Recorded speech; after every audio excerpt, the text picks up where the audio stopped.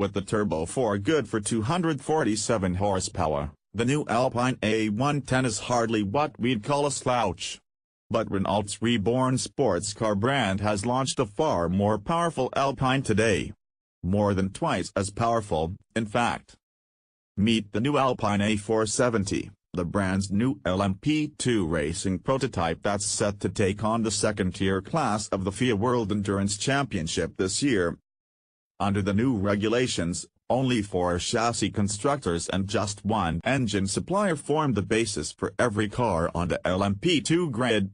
Fortunately, Alpine has already been working with Oreca, one of the 4 approved suppliers, so the new A470, like the A460 and A450 before it, further develops on the same building blocks.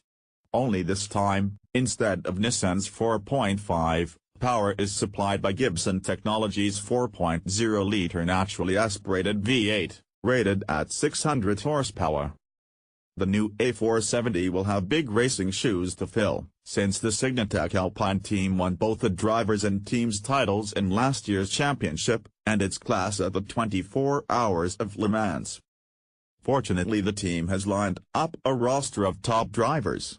Of the 3 reigning champions, Gustavo Menezes is returning, Stefan Richelme has been replaced by Matt Rao, and Nicolas Lapierre will return to the Alpine cockpit for all but the races at Spa and Le Mans.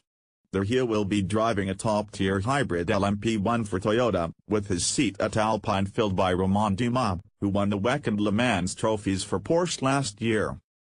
A second car will be shared by Nelson Panciatici, Pierre Rogs, and André Negro. Both cars will make their debut in the preseason test at Monza this weekend before the season kicks off with the 6 Hours of Silverstone on April 16.